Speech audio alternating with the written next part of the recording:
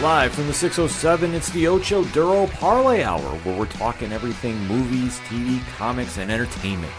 Join in the conversation on social media with the hashtag ODPH, because here we go.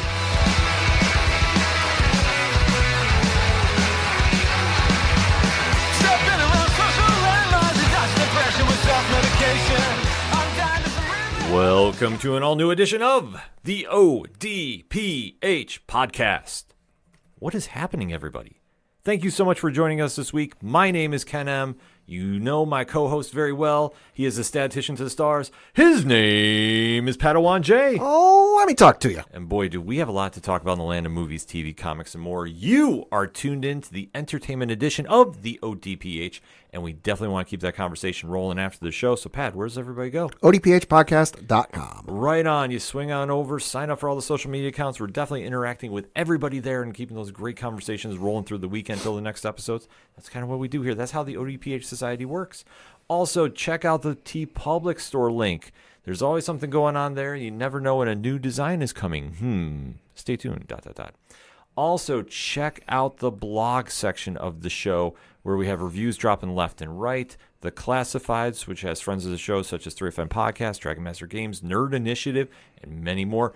And one notable link that we definitely want to keep plugging until it's November, and that is voter registration in the United States. So wherever you're at, just make sure you go out and register to vote and make your voice heard at the polls this fall. Also, the directory. Pat, how many providers are we on? 639,967. See, when I say statistician stars, I'm not lying. He can just whip that up like nobody's business, and it's all true. Source, trust me, bro. Trust me, bro. That's what I say. We can't go wrong with that. So wherever you're listening to the ODPH on, we do appreciate it. Drop a review on your favorite podcatcher. Let us know what we're doing, and it helps boost the algorithm of the show because we want more people to get involved in the conversation, much like yourself. Also, check out the music section of the show where you can find out about great bands such as Brian Wolf and the Howlers, Second Suitor, Tom Jolu, Floodlands, Shout of the Robots, all amazing bands that you need to have in your music playlist. And anything else basically is the ODPHpodcast.com, and you can also just remember on social media, use the hashtag ODPHpod. I'm so amped up to talk about the show that we're going to kick off with. Pat, what are we leading off the entertainment edition with? We're going to be talking about the Netflix hit series that just came out with its fourth and final season. Of course, adapted from the phenomenally popular graphic novel of the same name from the folks over at Dark Horse, if I'm not mistaken. Yes. The Umbrella Academy.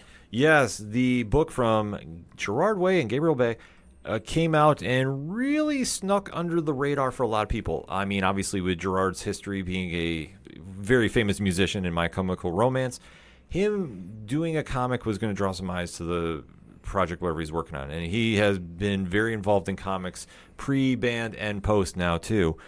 And we definitely were gifted with a unique story that really transcends the page, if you will.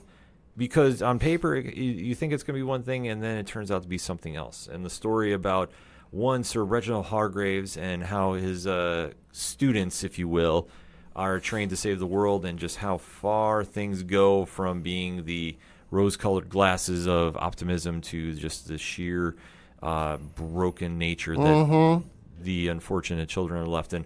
It's really taken fans on a journey. The books have been very well, and when we heard the show was coming to Netflix, everybody was very excited to see how the Dark Horse Comics project would translate. And it has been very, very good. And barring from each of the volumes of Apocalypse Suite, Dallas, Hotel Oblivion, and now to the season 4, which has been announced to be the finale, it definitely has generated enough buzz. So we are going to be breaking down the final season. Now, if you're new to the ODPH, first and foremost, thank you for checking us out. We really do appreciate it. What we like to do is give you a spoiler-free statement about what we're going to be talking about. So if you haven't seen the season yet, you don't want to have anything ruined, but you want to get our gist of what we're talking about, well, we're going to give it to you. But we give you a countdown. At said countdown, you have a choice. You can stay and listen and join in the conversation, but we deep dive. We don't hold anything back. We give theories. We talk spoilers. Or you can pause the episode right here, and then when you catch up, jump back in. It's that simple. So that being said, Pat, what is your spoiler-free statement on Season 4 of Netflix and Dark Horse Comics, The Umbrella Academy? Well, first, I want to just say for the audience, we have not talked about this. at all. Right. Other than, hey, we're going to talk about it on the show this week. A couple of numbers here just for comparison's sake, because I feel like we're inevitably going to be talking about the show as a whole here at some point. I've got the Rotten Tomatoes numbers up for the entire show, all 4 seasons. Season 1 on Rotten Tomatoes from the critics earned a 77%. That's with 94 reviews. And the audience score with over 5,000 reviews got 85%. So, hey, not bad for your first season. Second season, better. For the critics score, it got a 91%. That is with 89 reviews. And then with over 1,000 plus ratings from the audience, it got an 88%. So, hey, well, also pretty good. Season 3 on the critics side with 58 reviews got a 91%. And then the audience score with over 1,000 ratings got a 55%. And then you get to season 4, which is the one that came out just last week, with 34 reviews on the critics side. Thus far, it is sitting at a 56%. And then on the audience side of things, with over 1,000 ratings, it is currently sitting at an 18%. My opinion on this season, it's better than season 3, not by much, but it feels unpolished. It really, to me, feels like it was rushed. It was, hey, we got to get this out or else we're going to lose the rights or we're going to lose, the ability to release this in some capacity. Kind of like how at the end, before Disney officially acquired Fox, the Fox powers that be were just greenlighting everything, even stuff that made no sense. Like there were board games, I remember, that were getting turned into movies that the heads of Fox Studios were greenlighting, that I'm just sitting there going, why? You're making a Candyland movie? Like, why? It just made no sense. But this one just, I enjoyed it. I'm not upset I watched it, but at the same token, it left me feeling a little disappointed just because I loved season 1. Season 2 to me was the absolute best season of the entire show. It was just a home run start to finish. Season 3, not as good as the first 2 seasons. 4, slightly better than 3, but not by much. Unpolished, thrown together, just a whole lot of moments where I'm sitting there, why is this happening? What are we doing here? What is the purpose of this? So a little bit of a flat ending for me, but you know what? I'm not mad I watched it. Pad, I have to kind of agree with you. See, the one thing is Gerard Way's writing has always been very good. It's very layered. It's very detailed no matter what he's done. My Chemical Romance, Paranoid Gardens, which is out right now, or Doom Patrol, to name a few. And I thought for what we had here, I'll kind of just borrow a little bit from Game of Thrones. Okay. And just hear me out with the analogy. I don't really think that there was like a definitive ending ready for the show. And I think that it was just kind of loosely based on, like, we had Hotel Oblivion. And then anytime we do the adaptation from the show, like I say, I don't think they had like a clear cut, like this is how it ends in the book. Right. Like that kind of vibe.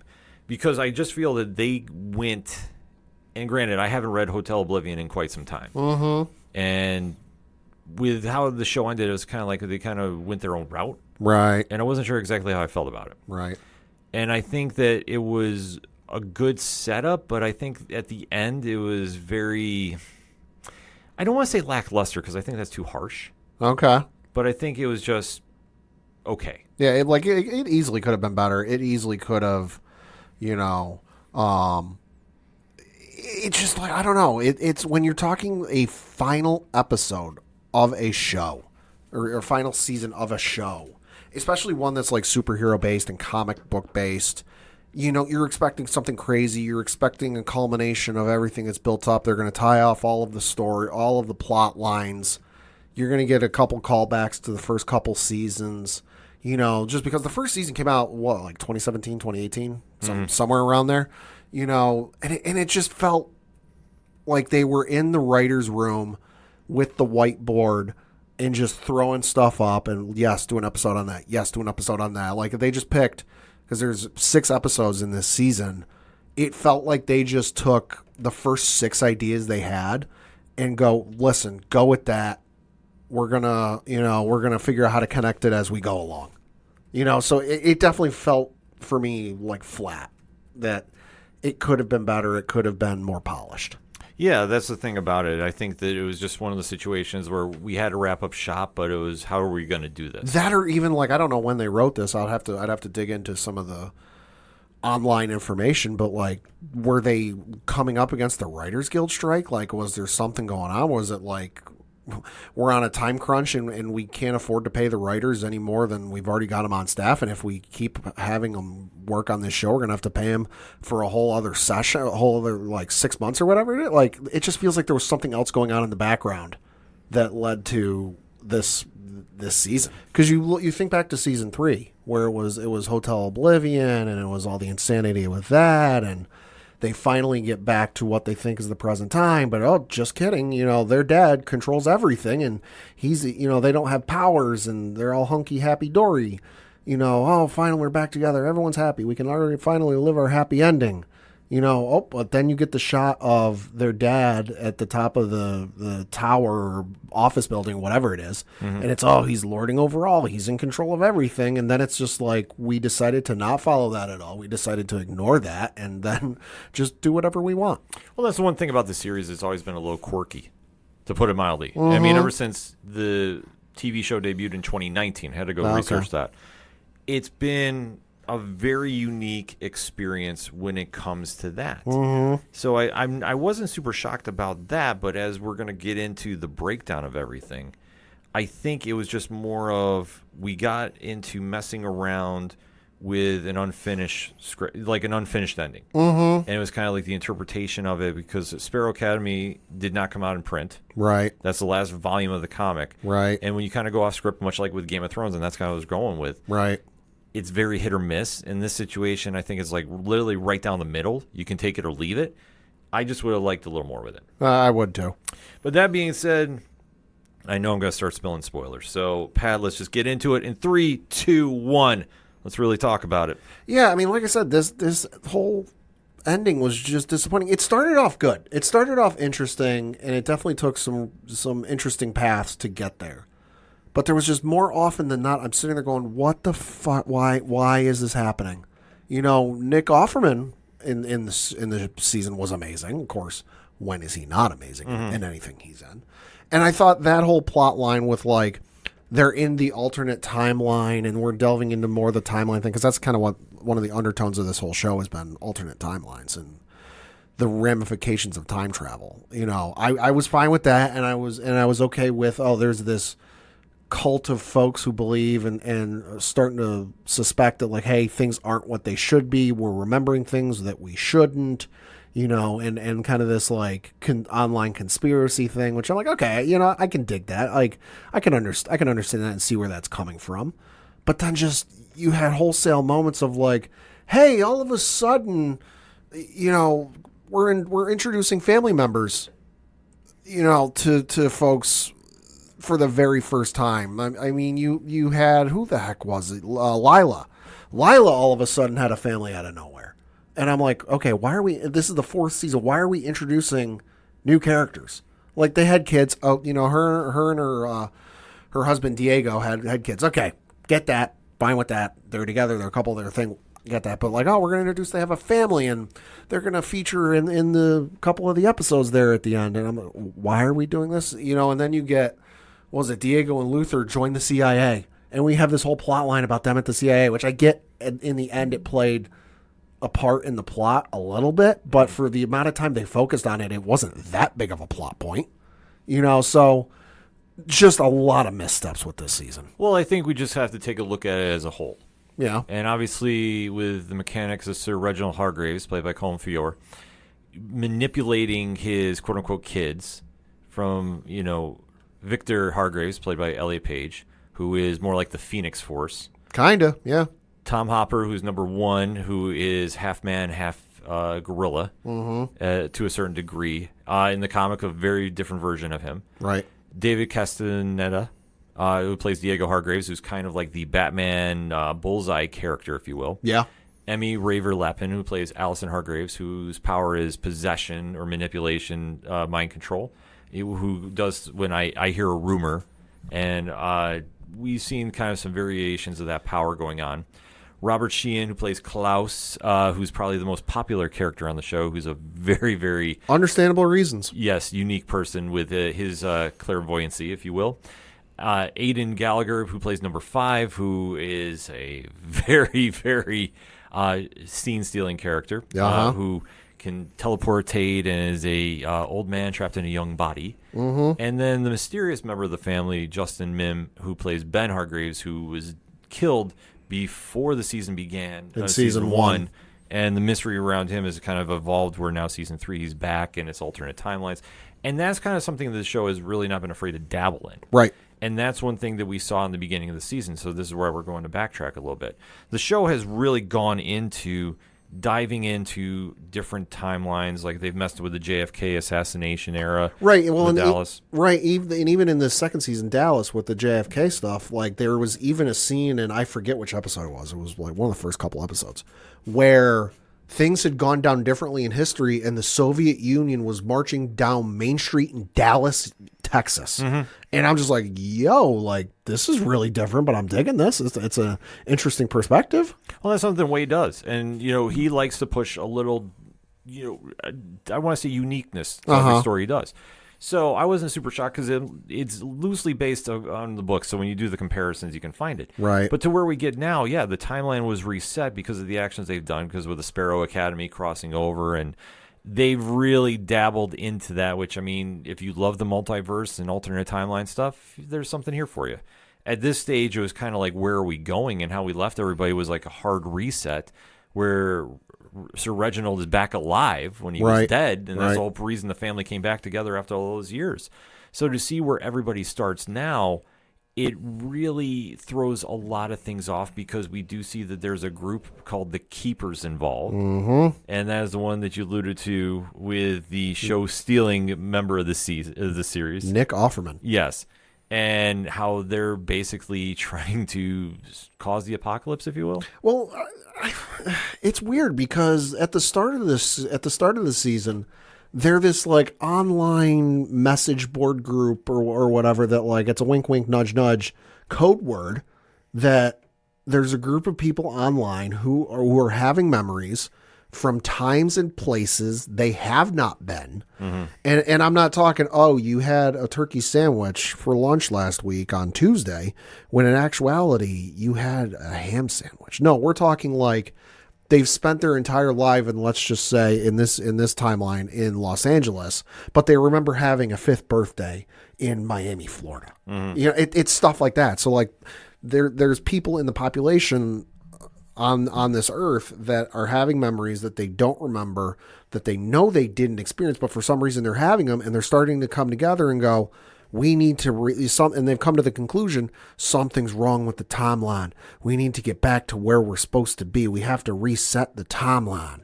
And on the surface, I'm like, oh, okay. Like, it's suspending disbelief for a second with time travel and all, because obviously that's not real. Otherwise, we'd all know it by now. Yeah. But or would we? Yeah, true. But like suspending disbelief, I'm going, okay, plausibly, if I'm just taking everything on that happens here at face value of like, okay, they're getting memories, they're getting stuff they shouldn't remember. Like, understandably, there'd be some folks who are like, oh, we got this, what we're remembering is where we're supposed to be. So, it makes more sense that way. Yeah, and when we start seeing that play out, it's something that when it sets the tone for the show, for the season, I don't exactly know how we all kind of vibe about it. Because we see everybody's in a different place. Right, they're just living their life. Yeah, we see number 1 is now a male escort. Dancer, yeah. Yep, Diego is now a UPS driver. Not a very good one. No. Allison is now a struggling actress, if you will. Yeah, basically B-list or C-list being put on national ad campaigns. Yeah. Klaus is now living with her and has now cleaned up his act to now he's an extreme germophobic. Yeah, he is. But hey, good for him. And Ben is now more or less in and out of jail. Ben's Bernie Madoff. Let's call it what it is. Yeah, to put it mildly. So everybody, and Victor is in Alaska. Yep. So everybody's out doing something different, but they get drawn together because when the Keepers are now getting involved, it's really causing this big conflict. They have to get together. Ben winds up stealing the marigold, which apparently gives them their powers. Yeah. And restores them back to their lives that they once had. So the hard reset that happened with the paradox of season 3 has now been wiped away. Yep. We now all have powers. They're now getting driven to go find this mysterious woman named Jennifer. Yeah. And we don't exactly know what is her deal. She's the red herring. She's the MacGuffin. She's the whatever term you want to use. She's the end goal. Mm-hmm. So the group winds up escaping this very small town, which is absolutely insane, and protecting them or protecting Jennifer from somebody. Yeah. But they wind up taking her, and there is a connection with Ben that we don't know about. Yep. And are trying to see how this plays out. Yep. So the group winds up splitting after they have one of their trademark violent action sequences go down. Yeah. All to the sounds of Baby Shark. And ongoing song for this season, which interesting choice. Well, not my cup of tea, but it fits the quirkiness of the show. Mm-hmm. And as we see as it progresses forward, half the group is now looking for Ben and Jen. Yep. The others go back to see this version of Hargreaves, which is somewhat different, somewhat same. It's time travel. We just like to define it as what, Pad? Reasons. But they do get some information that they need to know that this Jennifer was apparently made up of the chemical compound that is opposite of marigold. Mm-hmm. And if it connects with marigold on some kind of biological level, it's the end of the world. It's doomsday. Yeah, kind of think about it when you put two magnets together in their opposite ends. Yep. You can't have it happen. When it does, you have an explosion of some sort, or friction, if you will. Yep.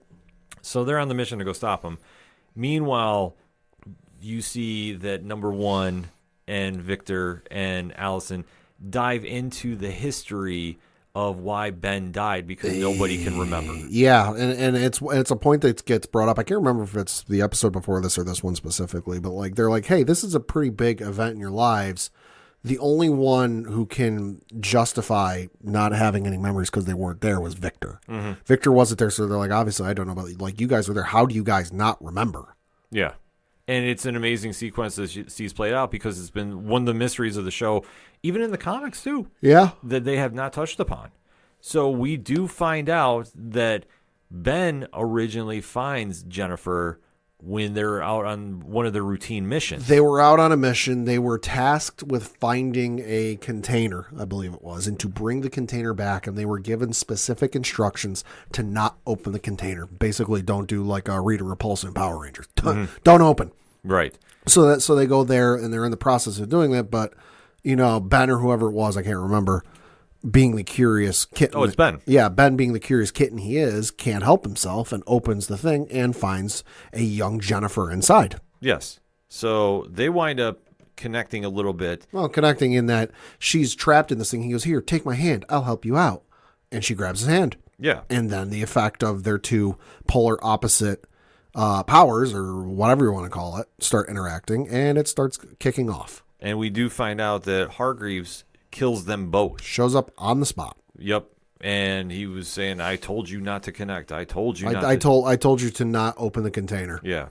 So in his mission to save the world, he winds up killing both of them and more or less mind wipes everybody from the event.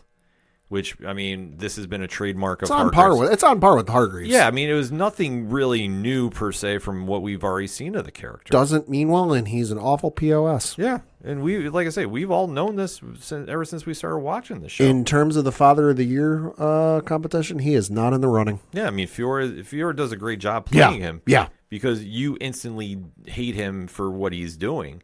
But he tries justifying it, almost like he's trying to become sympathetic, but it fails. There's a moment, and I can't remember if it's 5 or 6, but it's with Victor, that you know which one I'm talking about. Yeah. But there's a moment with Hargreaves and Victor and the entire family, and it's like episode 5 or 6, that I'm sitting there watching this, and like on some level I should be like, this is kind of an overreaction, but I'm sitting there watching this, knowing what I know, and having seen, the previous 3 seasons and what Hargreaves has done. I'm like, nah, this is justified. Oh, absolutely. I mean, the one thing about Victor is Victor has probably dealt with the most psychological abuse of anybody on this show. Yeah. From when we've seen their appearance from episode 1 to now, they have really gone through the worst of the worst. And that is saying something compared to the rest of the group, because they've all gone through something. I mean, number 1 has been the only one who's been the Cyclops to the Twisted Professor X. Well, I don't know if Professor X ever necessarily left Cyclops on the moon for a year. Well, close to a couple times. Yeah. But we see that he's the only one that shows any kind of loyalty. Right. Even though he's been the one that was, half man, half ape, experimented, such. Yeah. Everybody else still wears scars from their time being in the Umbrella Academy, because it was not exactly the nicest time, especially when they're kids and they're somewhat celebrities, and and to go through the trauma that they go through. And especially in Victor's case. Yeah. Like I say, Elliot Page did phenomenal every season. Every season. Yeah, Page has done amazing. So this was another season of strong work. So when they wind up finally getting rid of Hargraves and getting down to business, they have to kind of make some choices. And I think this is where everything falls off. Yeah. I agree. Because once we get to the last couple episodes, I feel like episode 5 was a complete stall, because the whole point was we focused so much time on Lila, Diego's wife, who is also working undercover to try finding out about the Keepers, with 5. Who's working with the CIA for the same purpose. Right, because that's where his job was. Yep. And they wind up dabbling in time travel. They get lost in time for 7 years. Yeah, so this had some eerie comparisons to a certain run on Amazing Spider-Man lately. Yeah. Boy, you're putting that one mildly. Yep. I was waiting to see Pat's reaction on that one. But it's eerily familiar. I mean, it did stall the thing, but to me, just in the storytelling, and it felt a little too drawn out. It felt a little too long in the tooth. It was still a wild sequence to see that, that they were basically going through these various subway stations, because that was like the hub or whatever, that they're traveling to these because the I think it was episode 3 or 4, we finally saw how the timeline works in this universe, and that it's basically a map on a subway. Yeah. Think of like New York City, London, any major city that's got a subway station. Even if you haven't seen one, Google it and you'll see what I mean. But it's so much more complicated than your average subway map. And they're basically, I think the initial plan was for them to go back in time to when Ben and Jennifer were killed, and basically prevent that from happening, and then everything will be all hunky-dory. But of course, as is often the case with timeline, and as complicated and convoluted as this multiverse is, it's not exactly as easy as point A to point B, stop, situation number 1, go to situation 2, and you're all hunky-dory. They get lost for 7 years, but it was drawn out and way too long, but just the visual of them traveling from train station to train station, subway station, I'm sorry, and you'd see on various furniture or walls or so, 1 year, 2 years. So I'm like, holy shit, they're really trying this for 7 years? That's wild. Yeah, especially at that time too. I thought that they misfired there, and I thought they misfired with Klaus. Yes. And it's such a disappointment too, because Klaus has always been the breakout character of the show. Well, because Klaus, when they get their powers back, Klaus doesn't want them back, because he's afraid he's going to relapse, and he doesn't want to do that again, and he doesn't like himself when he was, had powers and all the drugs and stuff he was doing, because, hey, he's clean, and he's seeing himself, from the other side of the window, metaphorically speaking. But there comes a point when, I want to say it was episode 3, that he gets critically... he gets shot when they go to the town in Maine. He gets critically wounded, and it's give him the powers, or give him his powers back, or he dies. So they obviously, being family members, give him his powers back. Allison does. Allison gives him his power back, but then that also puts him back down the road of hey, I'm not in all of a good place. Yeah. So that, again, prompts him to get this little side storyline where he's going back and using again, and he's now at the mercy of a drug dealer, and winds up getting caught in this weird seance for information. And I mean, like, listen, he's being pimped out. Let's call it what it is. Yeah, it is what it is. But it's also like they spend way too much time on this Yeah. because we don't get a payout. It reunites him and Allison Like at the end. It would have been fine if they'd have just shown a sequence of like, throw him in the thing. Here's what you're going to do for me. And then, like, I was okay with, like, I understood the scene where there was the money. He's like, oh, I'm going to pay this, $500 in 30 minutes. I'm going to pay this back real quick. And then the guy's like, all right, here's the cut for the food. Here's the cut for the utilities. Here's the cut for I was like, okay, I get that. You're just trying to illustrate he's going to get stuck there. But, like, did we need the whole sequence with the dead husband and the ex-wife who just wanted to have sex? Yeah. Like, I spent more time trying to figure out who the actor was playing the dead husband than I did actually paying attention to the thing because he looked like Michael Keaton. I'm like, did they get Michael Keaton for this show? I'm like, is that what fucking looked like? It looked like Michael Keaton from a certain angle. Well, it definitely did, but like I say, it was just too much of just like why. Yeah, no, I agree. Because like I say, you understand you want to give him a storyline, but there's no payout. No. Like, okay, so he gets back with everybody. Great. Because, yeah, that's the whole thing, like you alluded to. He gets his whole thing. He's trapped there. They won't let him out. They're kicking his ass. He finally gets out, and there's a whole plot line with the dead wife, and she has sex with Klaus's body, but he's being possessed by the dead husband. Reasons, folks. Reasons. She comes back, oh, I want more, and the husband comes back instantly. The second time he's like, oh, I knew you couldn't stay away. But we come to find out that the whole purpose of this is there's a shit ton of money. I don't think we ever actually find out how much, or if we do, I drove it out of my memory. But there was a shit ton of money. She can't find it. She wants the money, and the husband won't give it to her. All the meanwhile, the wife is torturing Klaus's body, trying to get information out of a ghost. But hey, can't do that with a ghost. And then he finally breaks out so he can get the money, and then he gets buried alive.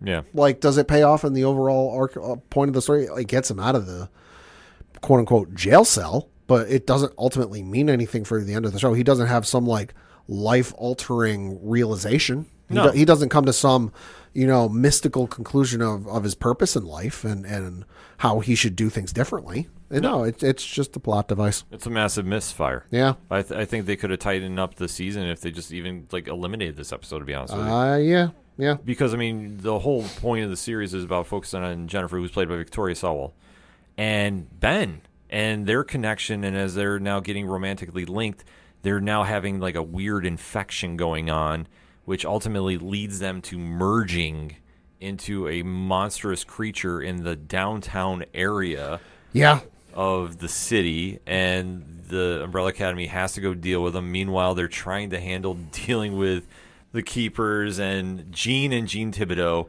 who played by Nick Offerman and Megan Mullally. Just did, like I say, that was a nice comic relief that was going on there. Yeah. But like ultimately, conflict happens. There's like just chaos downtown. Well, yeah, it's like there's kind of like they're at some game competition early in the season, and things happen. They end up going to this universe's equivalent of Burger King. I think what was it called? Reg King. Yeah. Reg King, because Reginald Hargreaves. They go to the order window and they say some weird phrase about oysters or clams or whatever the hell it was. And come to find out that's the secret code word to activate the sleeper cell. Mm-hmm. The girl working the window at the drive-thru is like, yes, I understand, and they like throw everybody out of the restaurant, and that's now home base for the Keepers, and they're now trying to track down Jennifer, which at this point the Umbrella Academy, our heroes, have figured out what the hell is going on and that they need to find Ben.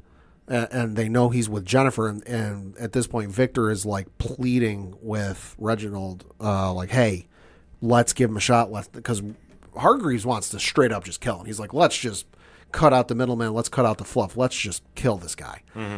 Victor's like, "No, we can't do this. We got to do this the right way. Let's try and talk to him." And eventually, they track him down to a hotel he was at, where the two of them touched, so to speak, caused, what was it, like a 6-point-something earthquake on the Richter scale? Yep. And also, they didn't mention it in the show, but I picked it up having watched Chernobyl and other movies. Radioactive detection was going on there. That's the device Reginald was carrying, and it's going the popping sound. Mm-hmm. There's radioactive material in the air there, so it's really not good. And in all the meanwhile, everyone's looking for Ben. Yeah, which I mean, like I say, it ultimately winds up downtown. There's a monstrous creature, and Because they've touched. Yeah, so the Academy has to stop them. Yeah. And they find out like the only way they can is if they overdose with the marigold and overload them. But in doing such, they kill themselves. Yeah. So they sacrifice themselves one last time, even though there's no chance like the timeline will get reset. There's no guarantee. They're right now mixed up in this whole cleanse, which is all the keepers have been based around. Yeah. And they know there's no guarantee they'll get back to the life they once had. Mm-hmm. So they elect to do this, even though it's a very painful moment going on, because we do see a lot of the members saying goodbye to their families. Yeah. And like I say, you do have that emotional kick in for this. Yeah. So once this all starts happening, they get taken over. It does cause the cataclysmic reset of time. Yeah. And we go basically to a very happy ending with people in a park. Yeah. I mean, the other confusing thing for me was Hargreaves' wife. Was that Grace? Yep. I think that was what it was. All of a sudden, like, we find out in the final episode was the, like, who I thought was going to be like, oh, hey, this is the villain the entire time. They've been operating in the shadows and pulling the strings from behind. No, it's just Grace, who all of a sudden has, like, shape-shifting abilities and can, like, rip people's guts out and take their skin. Yeah. Because reasons. You know, is basically doing this to reset the timeline, and she didn't want to come back, but he did it out of love and heartfelt, lovey-dovey, whatever. I'm like, what the fuck? Like, I'm literally watching this the other night going, what the fuck is going on? Yeah. It made no sense. It absolutely did not make any sense. So trying to figure it all out, it was very puzzling. Yeah. And like I say, it wraps up very nicely where you do get this fond farewell moments, but it was almost like too little too late. Like, they built it up so much because, like, you see the guy who ends up recruiting the Umbrella Academy to find Jennifer because he's got this real vested interest in Jennifer. And then, you know, he takes over the body of Nick Offerman's character. Yeah. And he starts exhibiting some red herring or red flag signs to his wife, Jean. Like, at one point in an episode, he says, oh, I hate that song. He starts singing that song. He's eating mint chocolate chip ice cream, and now he's eating this. But, like, all of a sudden, he's going to that, and then it's like, oh, like, it felt like it was building to something that, like, how did you know this man? Yeah. How did you, why do you do this? And I'm like, oh, this is going to be like somebody from his past. It's going to be like somebody he wronged, and, like, because Reginald definitely seems like the type that would be like, oh, I stepped on several people's hands and toes to get where I'm at. Mm-hmm. And I figured it was going to be something like that. I'm like, oh, it's going to be like some crazy plot twist of like, oh, it was this person from a previous season or somebody from his past that is like coming back to screw him over. No, it's just his wife for love. Yeah. And I'm like, really? Yeah, like I say, they had too many moving parts, and it just really took away from it. Like, there's great things to be had about this episode or series. Yeah, I should say to wrap it up, but like overall, I just think that it's a very unsatisfying ending. Yeah, they just left a lot out there that you're kind of going. I mean, I had a feeling something like I didn't think, given the way this show has gone, that they were going to get the happy ending. Everyone was going to go their separate ways, powers or no powers, and they're just going to go live their lives. That's not been the MO of the show. This show does not do happy endings. You know, the world's ended how many times in this series? Oh, it's ended. Though they keep screwing up because I mean they're so fractured. Yeah, they're not the heroes we need. Yeah, but they're trying to do the heroic things, but they can't get out of their own unfortunate traumas to help. And it's a tragic superhero story. Yep. To be honest, because they're all trying to be good, but they just ultimately can't work with each other and can't, get on the same page no matter how close they want to. Yep.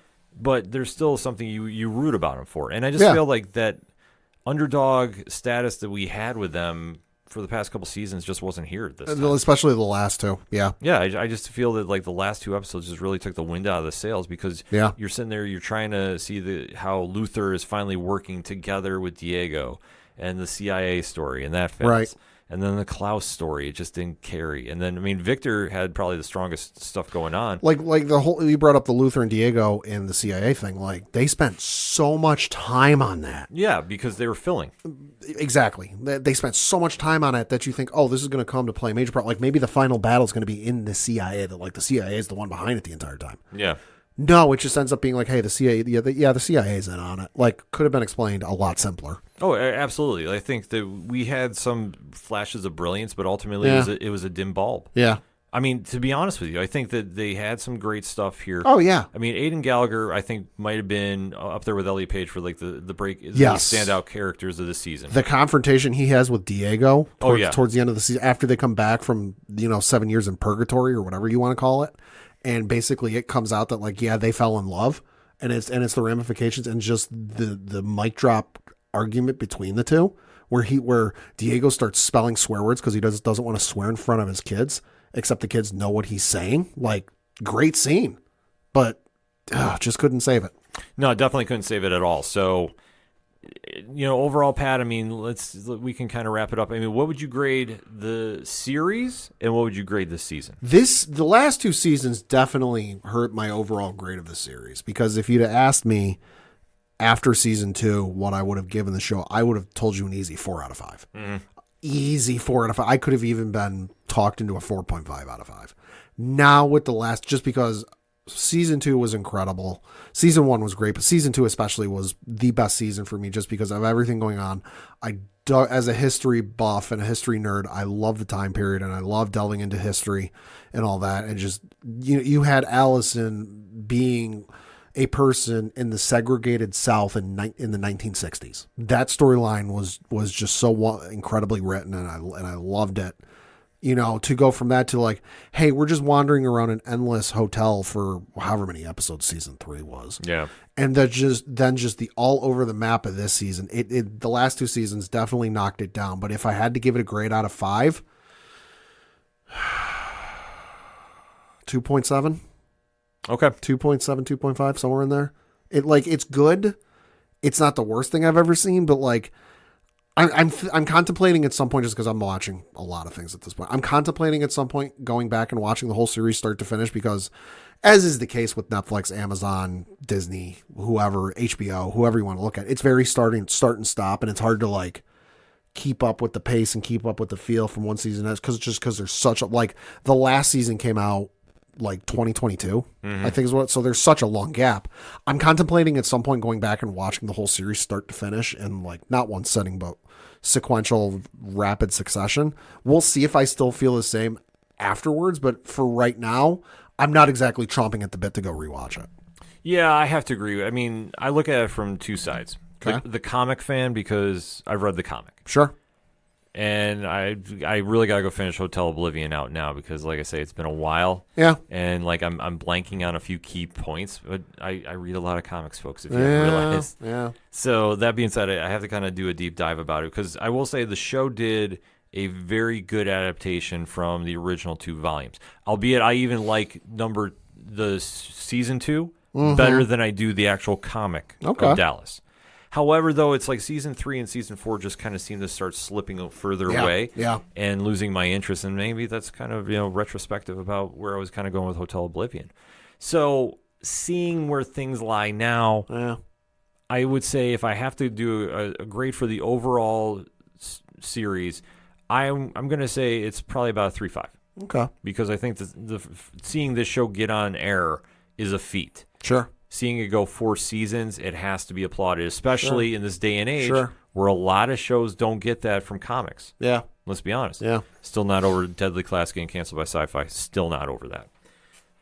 But this season overall, though, I have to give it like a 2.2. I'm going. Yeah. See, for me, the overall series 2.7, 2.5. So this season 2. Yeah, I mean, it's just there was too many areas where it just wasn't clicking. Like, and even, a little peek behind the curtain, I watched the first 3 episodes.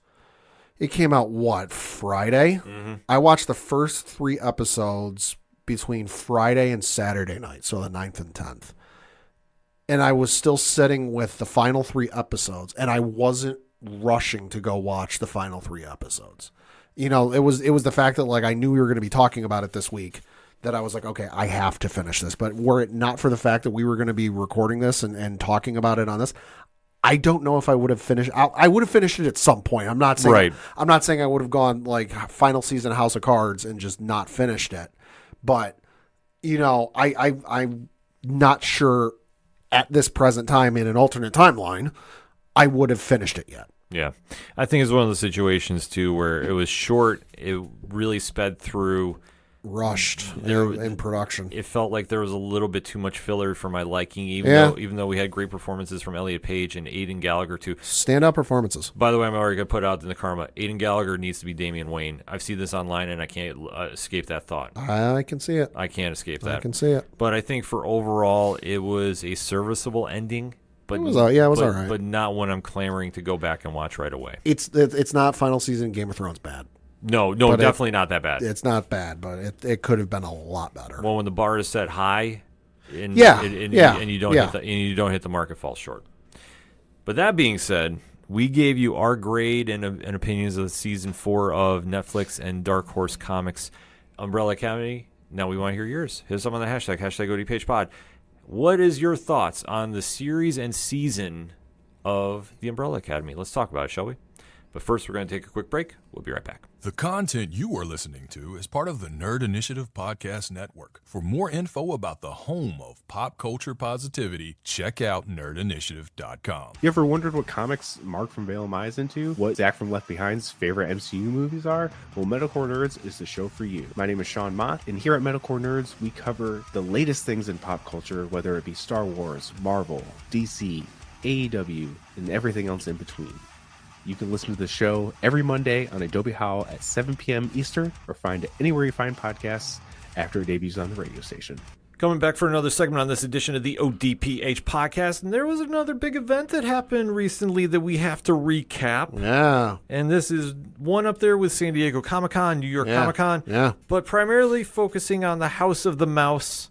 Pad, what are we talking about? We're going to be talking about D23. So if anybody's not familiar with that, what is D23? D23 is the convention expo for all things Disney. You like Marvel? Well, they'll have stuff for Marvel. You like Star Wars? They will have stuff for Star Wars. If you are a fan of the parks, they have stuff for you. If you like the cruises, they might have stuff for you. They don't announce stuff for them every year, but this year they did.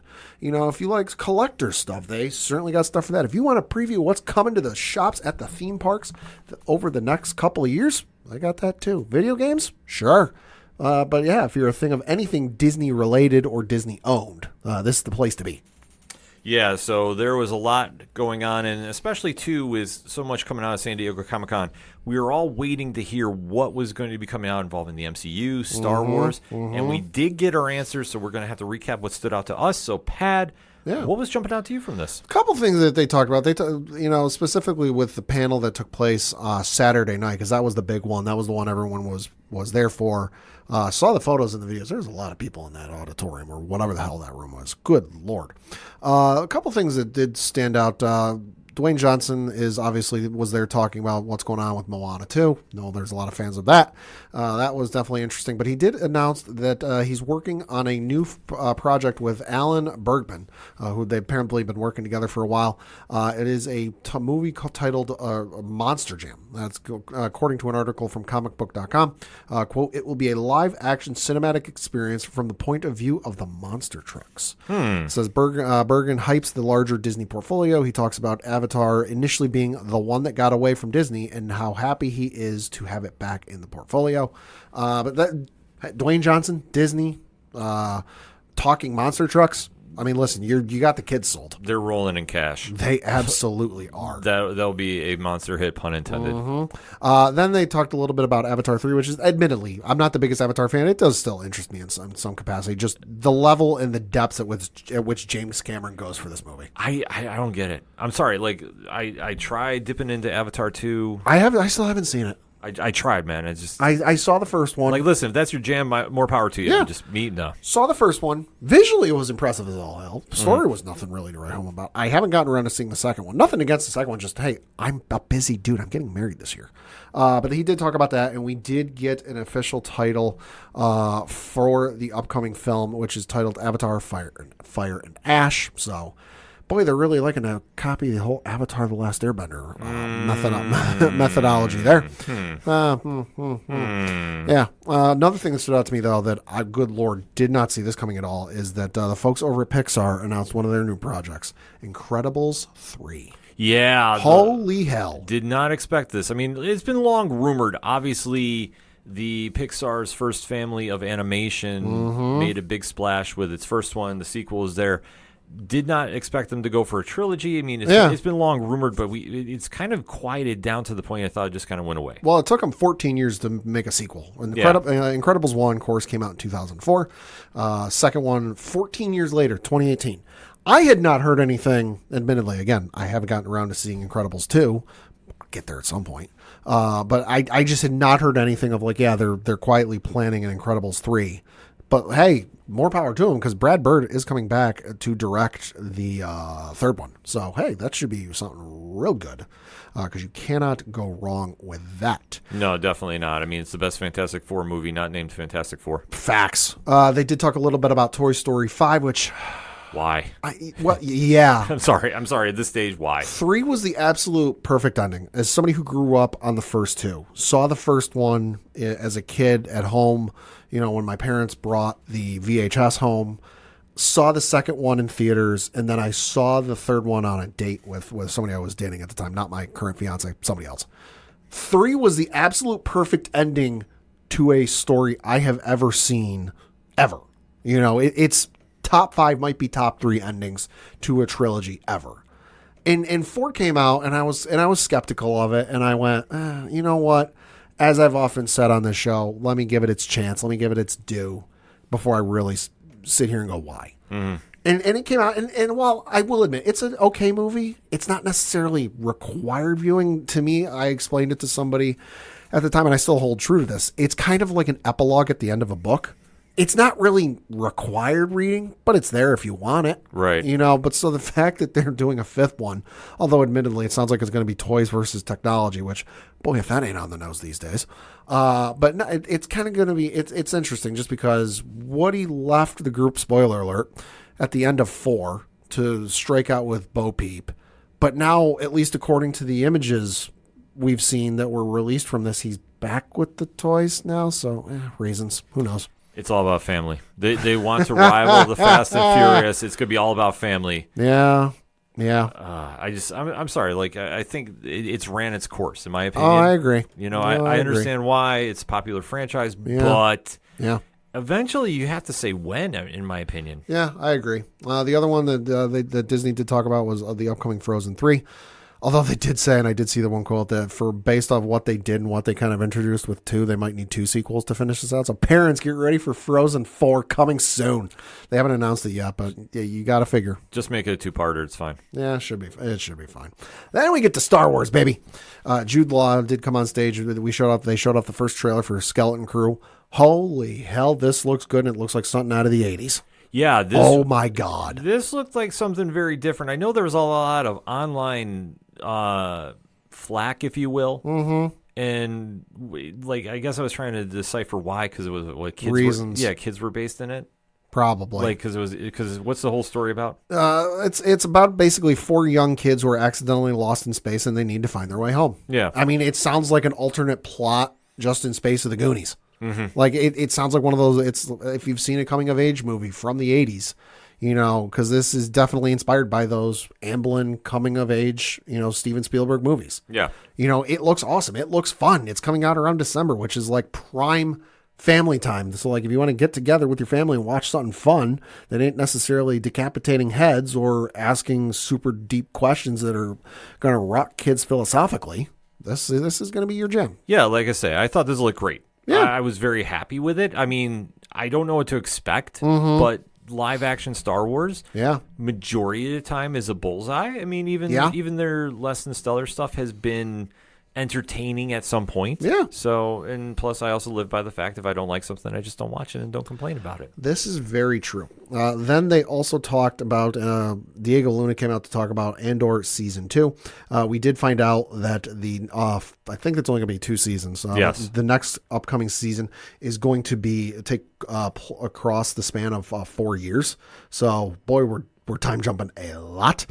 We also, of course, as was alluded to, I don't know why people were surprised by this. They said he wasn't going to be coming until season 2. We do know K2SO, played by Alan Tudyk, is going to be in this season. Also, as revealed in the footage that was shown at D23, reprising his role as Director Krennic, Ben Mendelsohn. Yes. And also reprising his role for this has got to be the 4th time I think he's played this character, Saw Gerrera, Forrest Whitaker.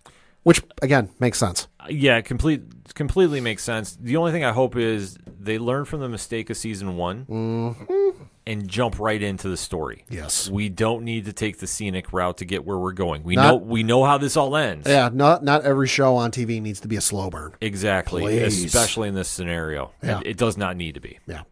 Then Jon Favreau and Dave Filoni, the goats of Star Wars right now, excuse me, came on stage. He talked a little about Mandalorian Grogu. It was reviewed. They did show a little bit of footage from the filming. They've started filming. Not a whole lot has been filmed. We did find out that the Razor Crest is going to be making a comeback. So, hey, more power to that. Zeb from Rebels is going to be making a return. We did see Grogu running away from AT-ATs. So how the hell they get into that? Don't know, but it looks like it's going to be amazing and cannot be soon enough. And as we should note, going to be the first time Star Wars is back in theaters when this releases. I think it's coming 2026. It could be. Yes. It's going to be the first time Star Wars is back in theaters since Rise of Skywalker.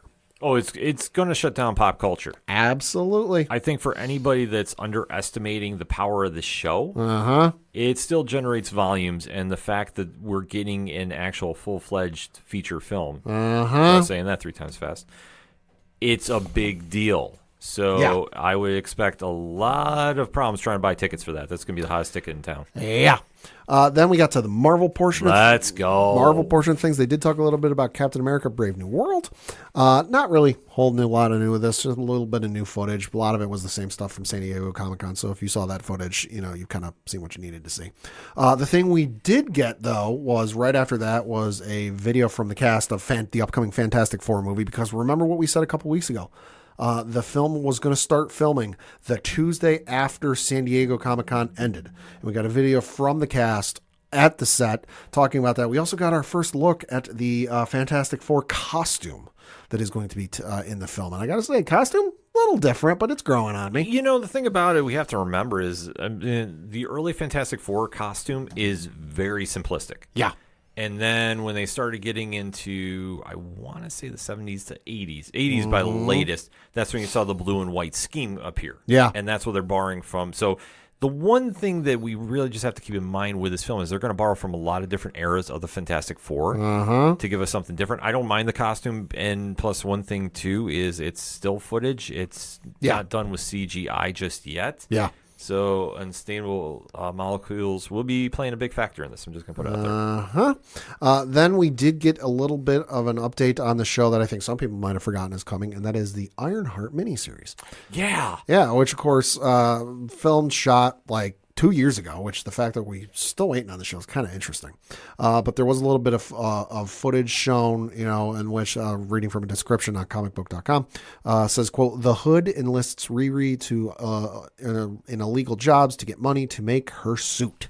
So, I'm not quite sure where this is going to go, but hey, the fact that they're acknowledging it exists, good for them. Well, we had to remember when Bob Iger came back, there was a lot of questions about certain shows, what was coming back, the restructuring of the MCU as a whole. And Ironheart was in one of those kind of stat quos that we didn't know. We knew stuff had been filmed, but that doesn't mean necessarily it's going to hit the light of day, i.e., very different scenario, Batgirl and WBD. Yeah. So in this situation, I'm excited we're going to see this. I think Ironheart against the Hood is something I did not have lined up. But the Hood can be a very, very interesting villain. Yeah. One of the better ones in Marvel's in recent years, in my opinion. Yeah. So I'm excited about this. I don't know anything about Mephisto. I don't care. But listen, just let me see the show and let's go. Yeah. Then we got a little bit of an update and some new info from the Daredevil Born Again series. Officially confirmed, John Bernthal is back as Frank Castle. Let's go. Also found out season 2 coming. Damn thing ain't even out yet, and we're getting season 2. Oh, there's no question about this. I think if anything we can say is a lock and leap, we're going to borrow from the sports show. Okay. The lock is this is going to be the franchise of Marvel live action on Disney Plus. Oh, sure. There's no question. The bar was set too high at Netflix for them not to come in and listen. Whoever the powers that be that decided to restructure the whole thing, kudos to you. Because they understand the temp in the room. Mm-hmm. The temp in the room is we want that show. Yes. And now there's a window for it. I know they announced the villain or a villain that's going to be featured in it, and it's Muse, who is from the Charles Soule and Ron Garney run. Yeah. So Yeah. That's wild. That We're also getting White Tiger. yes, that's crazy too. I mean, that's the fact they're expanding on the Hell's Kitchen dynamic. I love, and the fact that we have Bernthal back. Which, let's face it, Frank Castle at Marvel right now is off the grid. We have a great new Punisher that was written by our friend David Pepos, who's now starting to get a little higher profile in the comics. So the fact we're still going to have Frank, I love, because Bernthal does an amazing job with him. Yep. And the fact that they kept the core group together, Foggy, Karen, Yeah. and obviously Kingpin. Oh, yeah. Because you need Vincent D'Onofrio back Uh-huh. with Charlie Cox and just let him do magic on screen. Like, this is all but win. I'm like, take my money now. We know Kamala Khan's dad is going to be making an appearance in Yeah. this show. Bullseye is back. Holy hell. Yeah, well, you have to. I think if you're going to do Daredevil properly, you need certain villains. Bullseye has to be in there. Kingpin has to be in there. You can stretch the Owl. Yeah. You could even stretch Stiltman. But fuck you. Fuck you. But I love the fact they're doing deep dives, especially with Muse. Yeah. Muse is a very different rogue. Yeah. In the sense of setup and principle. So I love the fact they're going with this. Then they talked a little bit about Agatha All Along because, hey, that's coming out real short here. September. We did see they did put out a new trailer for that. A little bit of footage. Agatha getting her coven together. Obviously, it's Agatha Harkness. It's Catherine Hahn. There's gonna be a lot of singing involved. They show off the Witches Road with a whole bunch of stuff going on. Homages to the Wizard of Oz and 70s and 80s teen movies.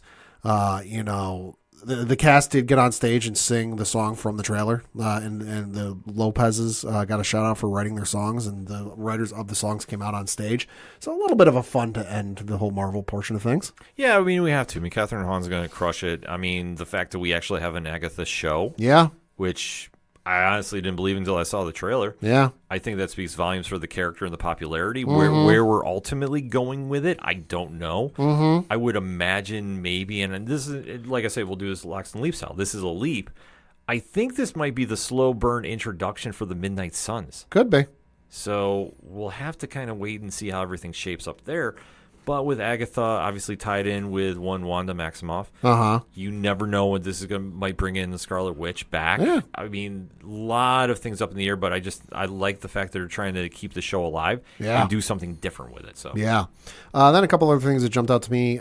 They did officially announce that season 2 of the Percy Jackson show, which I still got to see season 1. I haven't gotten around to it. I've heard good things. I'm with you too. Yeah, they did say that season 2 is officially titled, or going to be titled Sea of Monsters, and they did announce they're only a week into production. So didn't show a whole lot of what's going on, but hey, when you're a week into production, don't expect a whole lot.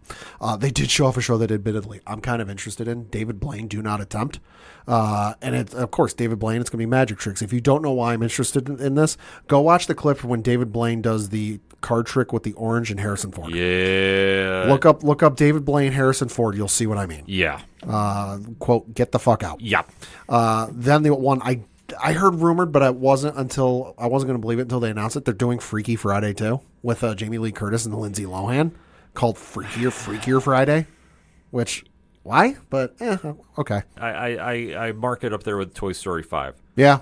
Why? Yeah. At this stage, why? Yeah. And then the last one that kind of jumped out at me that I was, once they announced it, I was skeptical. But then I saw the footage and I was like, you know what? It doesn't look that bad.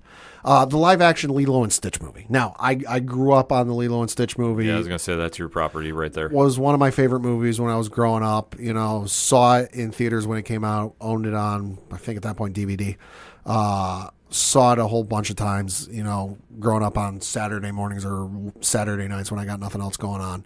When they announced it, I was like, okay, you really got to do this justice because it's one of the most beloved movies for an entire generation.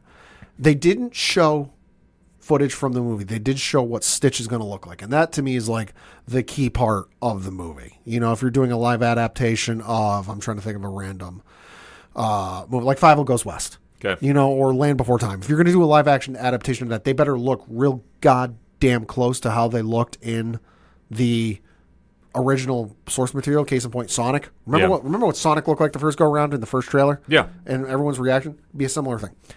Stitch actually looks pretty goddamn good for the footage they showed off. So at least with that, I'm comforted. They've got to have a real tough time casting some of the characters though, just because you got to nail those. You know, this can't be a Borderlands situation where, hey, we're going to get some of the biggest named Hollywood actors and rely on name power alone to get people to go see a movie. You want to see how that works? Look at the box office numbers for Borderlands. Enough said. Yeah. Yeah, I have to agree with you on that, Pat. I mean, I know, like I said, Lilo and Stitch, that's your baby right there. Yeah. That's your property. Like, you've been a fan of that for, I don't know how many years now. A long time. So, like I say, but it's always a risky gamble doing live action from animation. Yeah. So, it's we'll have to wait and see. Like I say, from what I saw of it, it looked good, though. Yeah. And then lastly, certainly not leastly, Tron Ares. Yeah. Coming from the folks at Disney with Jared Leto is in the film. But remind me one more time, who's doing the music for Tron Ares? 9 Inch Nails. They're reuniting for the movie. Like, listen, This isn't Trent Reznor doing film composition, which, hey, if you aren't aware, he does fairly regularly these days. No, the band is getting back together to write new music for this movie. Yeah, I'm in. I had no care about this movie, honestly, before I heard that. And then I'm like, the band's back together. Oh, yeah, okay, I'm going. Yeah. Well, I'm sorry, like that's the only reason why. Or maybe I'll just buy the soundtrack. I don't know. Yeah, maybe. So that was kind of some of the big points for the main Saturday thing. What was your favorite parts? I mean, my favorite is Daredevil. Uh-huh. It's been in such rumorville. Yeah. To put it mildly, about like what we're gonna get, and the fact that we got confirmation about Bernthal being back, which that was one that I've been waiting to hear about. Been rumored for a while. Yeah, because you just don't know. I mean, obviously with the Frank Castle being eliminated from Marvel right now, he's I forget where he is after the Jason Aaron story. Mm-hmm. But we do have a new one. I was waiting to see, okay, we're going to have Joe Garrison or are we going to keep Frank? I love we're keeping Frank because Bernthal, I mean, he does him phenomenally. And the fact that I actually saw Karen and Foggy were back. Right. Like, okay, this feels like Daredevil. So that really blew me away. Skeleton Crew, I thought looked good for what it was. Like, because the only thing I knew is Jude Law was connected to it. That's the only thing I knew, and I feel better about it. So I'm going to be more excited to see it. I still think they're the ones that find Ahsoka. Yeah, that's one. Well, we know Ahsoka's coming, but obviously, given the untimely passing of Ray Stevenson, that's obviously going to be a whole thing that they got to figure out and do it. So they're going to take their time on that. Plus, Dave Filoni and crew are tied up a whole lot with the whole Mandalorian and Grogu thing, so it might come after Mandalorian and Grogu. Interestingly, though, no mention. I know a lot of people are figuring Acolyte would get something. No mention of Acolyte season 2.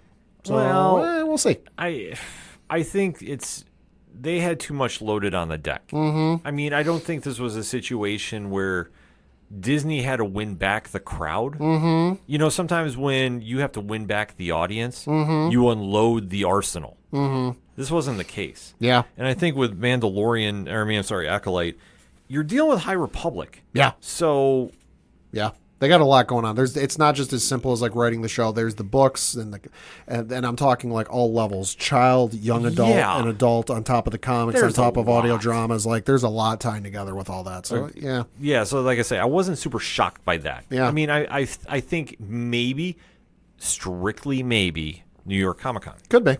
So could be. Yeah, because I can imagine there'll be at least one Star Wars panel there and something like it. Oh, there'll be the usual Galaxy novel. Far, Far Away. Yeah, the book one, but yeah, we'll see. Then on, I believe it was Sunday, there was a Marvel animation panel.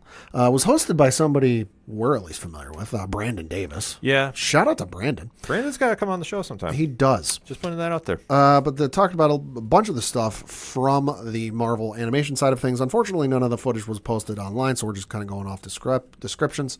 But we did find out that, of course, the third and upcoming third season of What If is going to be the final season. Of course, it's a kind of different alternate universe takes on what we saw from the movies.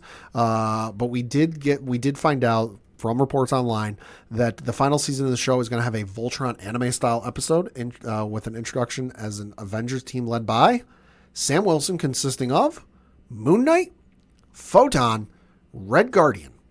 And they're going to be piloting, because, of course, Voltron style, giant mech suits in order to combat gamma monsters. I'm in. You have my money. Take it now. Yeah, I mean, that's the one thing about What If. I think people are getting mad about it getting canceled. The thing about What If is What If can come back at any point. Right, and they've pretty much already essentially caught up to all the movies. Yeah, so and especially it's based around the movies. Yeah. So, it's not like the comic where it comes and goes in print form. Yeah. So, I'm not super upset about it, but I think they're going to do some great work. We did, of course, also find out that some characters such as Moon Knight, Ironheart, Shang-Chi, and White Vision are going to be seen in the final season, and all played by or voiced by their actors from the films. Interesting. Yeah. Interesting. Yeah. Because, like I say, Oscar Isaac's coming back as Moon Knight. Yeah, that's the one that really caught me off guard. Hell yeah, baby. Because we've not heard anything about Moon Knight. Uh-huh. We did get some interesting information and footage, although, again, going off descriptions, not actual video, for X-Men 97 Season 2. Yes. It was revealed in the brief footage that was shown. Grant Morrison suits. Let me correct you on this. Okay. It's Grant Morrison and Frank Quitely. Okay. Because I know Quitely designed the suits. They were in Grant's run. So okay. we want to give that credit there. Okay.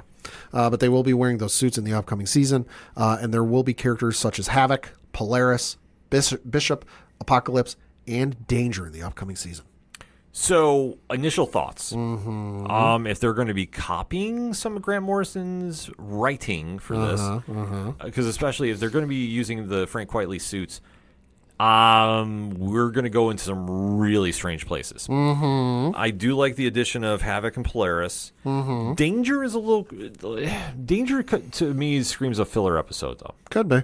Just because of how it plays out. Could be. But, like, what can you say? They haven't done any wrong on Season 1, so Season 2, the bar is set super high. Yeah. We also did find out from some brief snippets that, of course, surprised no one, Wolverine survived. But, yeah, kind of figured that. Yeah, we all knew that. Kind of figured that. Then we got a little bit of information and a tease about a show I did not know was coming, but hey, I'm super interested. Eyes of Wakanda. Oh my God, I forgot about that show. I did not know this was a thing. So I'm reading from an article on discussingfilm.net. It says, quote, the series would be exploring new corners of the Marvel Universe, more specifically the mystical city of Kunlun, and the culture of that society would be explored, along with a new version of the character of Iron Fist would appear in the series, given that he is known as the defender of Kunlun in the comics. Ryan Coogler was at the presentation and spoke about the direction of the series and how war dogs are challenged with keeping Wakanda secret. So we can go back and look at the sacrifice people made to keep that secret, close quote. We did find out about a new series, though, a new character in the series, named Nani, Noni. He's going to be, I guess, a disruptor in Wakanda. He's going to be basically like, hey, you think this city's the bright future that the world hopes for and can be the bright shining beacon that everyone aspires to? Not so fast, my friends. There's corruption and there's a lot of evil stuff going on the underbelly of the city, and I'm going to expose it. I remember hearing that they were going to be doing a show, an animated show in Wakanda. God, how many years ago was that? A while ago. I want to say it was after the first film. Could be. Holy smokes. Could be. I mean, it does sound cool. I mean, especially, it's interesting they're tying Iron Fist in there. Yeah. Well, it's going to be Iron Fist's 50th anniversary, so that makes some sense. That does make sense. Then we got a bit of an information update on the upcoming Your Friendly Neighborhood Spider-Man series. Ooh, I want to hear about, I want to hear more about this. So again, reading from the article on discussingfilm.net, it does say the upcoming Friendly Neighborhoods, quote, the upcoming Friendly Neighborhood Spider-Man series was introduced at the Marvel Animation D23 panel as being about a Spider-Man that you know, but maybe not the one you expect, teasing a story that diverts from the one fans saw in the MCU trilogy of movies. That difference was expounded upon at the panel, with the key difference between Peter Parker in this series and the one in the MCU being Peter's mentor. Whereas he learned from Tony Stark and all of his mistakes and morals in the movies, it's Norman Osborn who mentors Peter in the show. And Osborn uses methods that some people find questionable. With this news came the casting of Coleman Domingo. Let's go. As Norman Osborn. Holy hell. My money is there. Uh-huh. I'm sorry, you got the legend from Fear the Walking Dead to come on. Uh-huh. You got Strand. I'm good. Yeah, so it's interesting stuff with that. Super excited for that. Then we got the update on the one I know a lot of people are excited for. The one that was announced a while ago. And that is Marvel Zombies.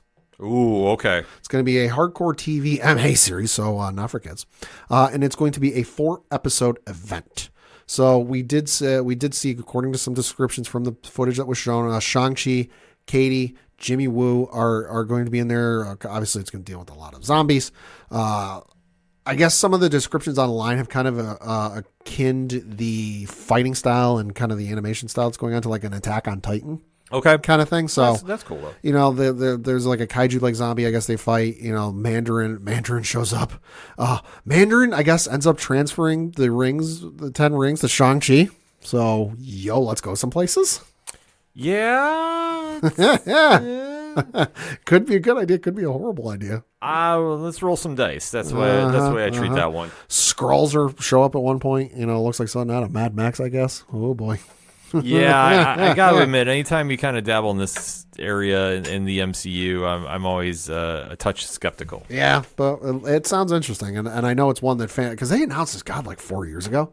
Oh yeah, and there's been like literally nothing about it up until now. So yeah, I mean, there's gonna be a lot of things. I think they're coming back with a little bit of vengeance for the animation stuff. Yeah, but I mean, when you have X-Men '97 that sets such a high bar, I mean, you're gonna have a lot of eyes on it. Yeah.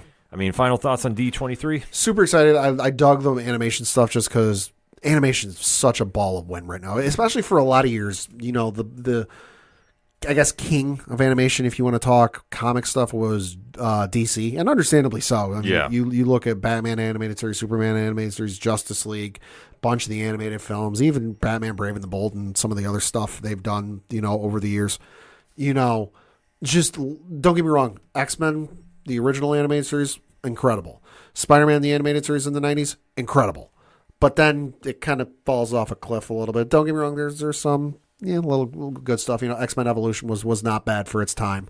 You know, I know Wolverine and the X-Men was good for its time, but it just didn't come anything close to what DC was putting out. And it finally seems like Marvel and the powers that be are realizing, like, hey, there's a market and there's an opportunity for these great animated stories, and we need to invest in that. Yeah, I have to agree. I mean, like I said, this is just a big bucket of win for everybody. Yeah. A lot of fandoms can really go celebrate, and we definitely want to have those interactions. So let's talk about it, shall we? Sadly, no Kingdom Hearts news.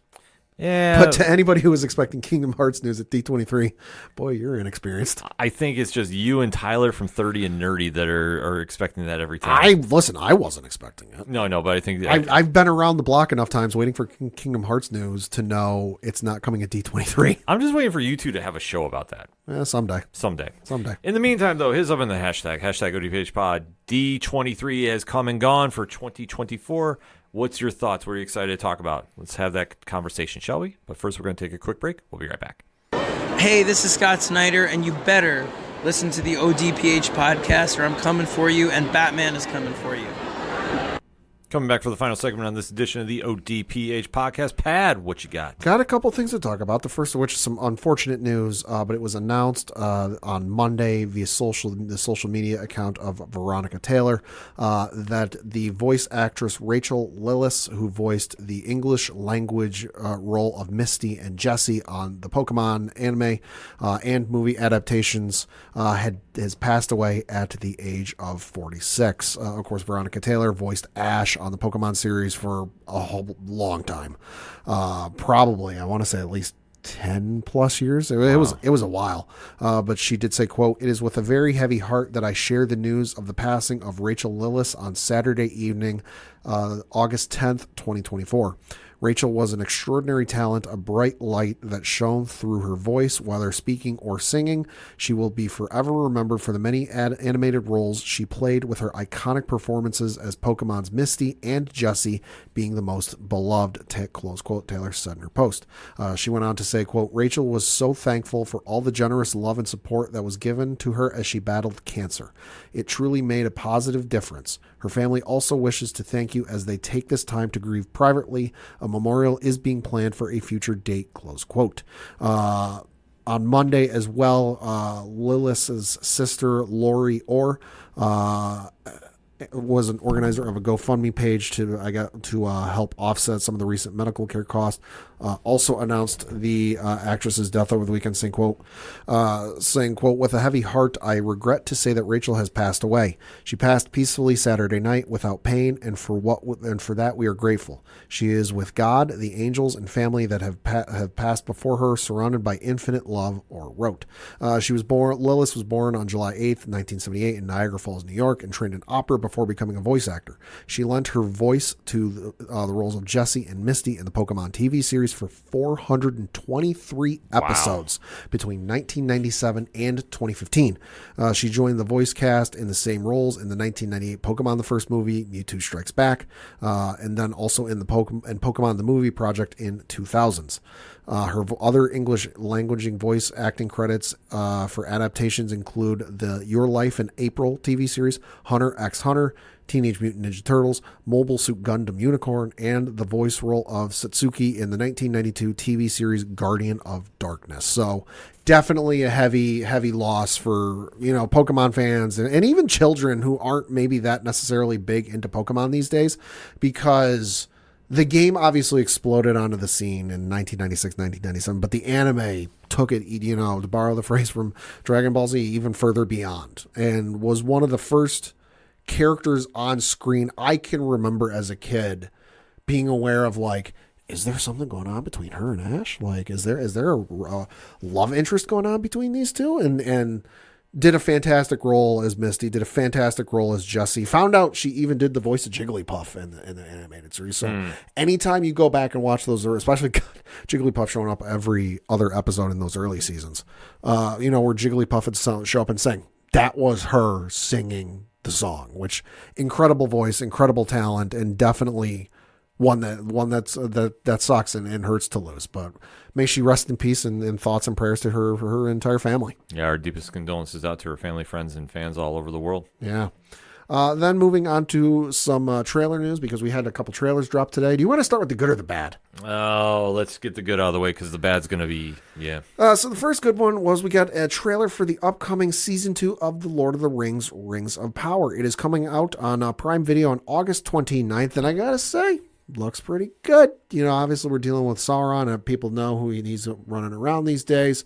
If you're a fan of the lore, and you're a fan of more than just the movies, boy, you can pick up a few things on this trailer. Celebrimbor being one of them. Oh boy. We also do know that from various reports, Tom Bombadil, the fan favorite character who unfortunately never made it into the original movies, was planned for. Never made it in there though. He'll be showing up in this upcoming season, but this season does look real good. And we can't forget, we do have a Balrog lurking in the background. Yes, we do. Oh, we got that. But then we got to get into the bad, and Christ almighty. This is a fan film. This is bad. This is not real. We did get a trailer, and I think it's the first trailer for the upcoming film Kraven the Hunter, R-rated movie, coming out this December. This just looks like a steaming pile of shit. Like, I know that they spent an unusual amount of time in reshoots. It didn't help. I get the feeling with this movie that all of the action sequences and all the good parts in this movie are in this trailer. It just doesn't look good. I'll say this. My only experience with the Kraven character has been from the Spider-Man animated TV series in the 90s. They at least nailed that voice. Yeah, I don't know what's going on here. This just looked bad. Not my cup of java. Nope. Somebody got killed with a bear claw trap. Yeah, that did happen. Reasons, folks. Yeah, that did happen. Then lastly, certainly not least, we got a little bit of an update on a possible Terminator project. And no, I'm not talking about the anime that's either on or coming to Netflix very soon. I forget when that's coming out. But this involves James Cameron. And he did reveal that he is developing a, quote, classified project within the Terminator franchise. He says it's separate from the ongoing projects, Terminator Zero. But what it is, we don't know. Is it a new movie? Maybe. He really hasn't had too much to do with the Terminator franchise since, Terminator 2. Mm-hmm. I realize he gets credit for being a producer on Terminator Dark Fate. But really, in the research and the information I was digging up, it seems like all he really did for that movie was, one, get Arnold Schwarzenegger in the movie. Yeah. Because, hey, they're friends. Understandably so.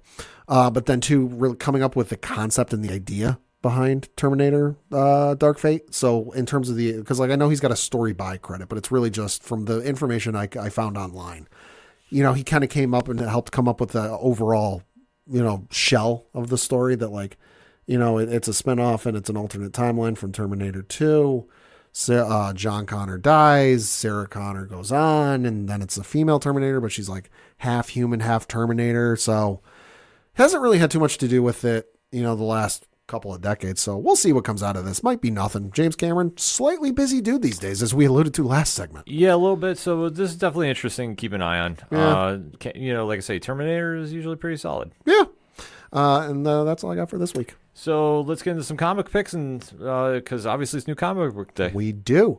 So the first thing I'm going to be picking up at the comic shop this week from DC Comics, Action Comics issue number 1068, written by Gail Simone. Crushing it right now. The description of this is: things go cosmically wrong as Superman finds himself in the champion in a galactic battle between two alien empires. The entire Earth is held hostage as Superman fights to save continents from utter destruction. Loads of guest stars, but you haven't seen them in a very long time. All this and lots more in part 2 of Superman and the Challenge from the Stars. Plus, Lois Lane, editor-in-chief. Sidelines reporter Clark Kent. Will their marriage survive tough love? Probably. Listen, this ain't Marvel and Spider-Man. We'll get to that in a goddamn minute. Yeah. Then also from the folks over at DC, just because I love a good alternate universe story. I love a good what if story. Well, what would have happened, if Han Solo didn't find Luke Skywalker in Hoth? What would have happened if the droids never made it to Luke Skywalker in the original Star Wars? A good story like that. But this is from the DC Vault, Death in the Family, Robin Lives, issue number 2 from J.M. DeMatteis. Quote, and then the description says, over 30 years ago, history was made when fans voted to kill the second Robin, Jason Todd. Now, DC continues the alternate story of what would have happened if he had lived. Jason Todd, traumatized after the Joker's near-fatal attack, struggles to step back into Robin's shoes, while Batman questions the very need for a younger partner by his side. Has Joker killed Robin after all? When tragedy strikes again in the form of the mind-bending Scarecrow, how do our heroes find their way back, especially with Copperhead on the loose and the Joker on the run? I love the art style, at least on the cover. It's got that, it's a throwback. It's got that throwback cover, and also some interesting stuff they got going on there. Then I got to recommend 2 of the 3 issues I reviewed for Nerd Initiative this week. We'll get to why I'm not recommending the third here in a minute, but the 2 I am recommending, first of which is Ultimates issue number 3 from Dennis Camp. This one says, introducing the She-Hulk, the ultimate search for a means of destroying the Maker's most powerful pawn, the Hulk. And in the process, they uncover an army of Hulks hidden away from the world, with She-Hulk at the helm. This issue is awesome. This issue is very adult in nature, and I'm not talking like, I'm talking like gruesome. Like, there is some stuff that it's like some real implications there, and it's very good. It's very, very well worth the read, and you should definitely check this out this week and add it to your pull list. I mean, this is Dennis Camp, so I mean, if you're a 20th Century Men, you kind of know what you're jumping into. Then you've got Star Wars Darth Vader issue number 49 from Greg Pak. This one says, Imperial Schism nears its thrilling climax. Luke Skywalker faces the full might of the Schism Imperial. Sly Moore makes the biggest choice of her life. The Markor gains the upper hand, and Darth Vader confronts the consequences of his ruthless quest for unlimited power. Lot of build up with this one. We're building to a climax. We're building to issue 50 of this Darth Vader comic line. Definitely one you got to check out this week. A very good issue this week. And then we get to the not so good. You might want to give a disclaimer on this. Thoughts, views, and opinions of that of Padawan J do not reflect the ODPH or Nerd Initiative in any way, shape, or form. Listener discretion is advised. So the other one I had to review this week is for Amazing Spider-Man issue number 55 from Zeb Wells. And this one reads, quote, the last arc nearly killed Spider-Man. Others weren't so lucky. Peter hopes to take a breath, but gets a new challenge to face in this, the 949th legacy issue of Amazing Spider-Man. This is the last domino to fall as we head into the next big centennial. So This issue is, I'm going to tell you right now up front, do not buy this issue at the comic shops this week. If it's in your pull list, I'm so sorry for you because you will have wasted $5 buying this issue. If you were thinking of, like I said, if you were thinking of buying this issue this week, save your $5, buy something else. Buy literally anything else because this issue is without question, hands down, the worst comic book I have ever read in my entire life. Wow. I realize, the next issue is Legacy to 950. Huge milestone moment for them. Very good. But this run by Zeb Wells is quite honestly the worst run in Spider-Man history. Because you would think, and the other thing to keep in mind, Zeb Wells' run is coming to an end here very soon. Mm-hmm. There's not a lot of issues. I want to say at this point there's like 5 or 6 issues left. Give take, yeah. I think he's going to 60. So counting this one, 5 left, but not counting this one because it's out. It's a Tombstone arc, yeah. Yeah, 4 more. This issue is an insult to even call it filler. Wow. Because I'll give the spoiler up front. He goes on a date with a woman. The date goes about as well as you'd expect. It's their 3rd attempt trying to go on this date, but obviously him being Spider-Man, his duties have gotten in the way. But he goes on this date. He shows up without shoes because he got stuck fighting Stiltman. There's a new Stiltman. You never see him. You never see the fight. But he's mid-travel to meet up with this date. He's already hilariously late. Shows up, and there's this whole back and forth of, the girl doesn't think he wants to be there, and no, he wants to be there. She's like, I'm getting you have a second family vibes. I don't think this is going to work. And then Rhino and Screwball show up. And they're terrorizing, and he gets distracted. I got to save the city. And he tells the girl, I got to leave. I'm sorry. And she, before he walks out of the hotel, or not the hotel, the restaurant, which even for Peter, it looks like it's out of his price range. Sorry, but it's New York, and it's a very, very classy restaurant. Which also, side note, the freaking waiter looks like Alfred from Batman. Tell me I'm wrong. Mm-hmm. I showed you the image. Yeah. He looks like him. But he goes to leave, and the girl tells her, hey, you know what? Don't even, this isn't going to work. Let's not try this again. Let's just move on. And he goes out, and he gets ready to put his suit on and fight the bad guys, and he decides he's going to do something else. He goes up to him in his street clothes and then says, hey, guys, can you just not? I'm on a date. I'm on my 3rd date with this girl. I screwed up the first 2. You guys... You're just, and now mind you, he has not revealed he's Spider-Man. He's still in his Peter Parker street clothes. Mm-hmm. He's like, you guys are really ruining this for me. I'm screwing up this date again. Can you guys just not?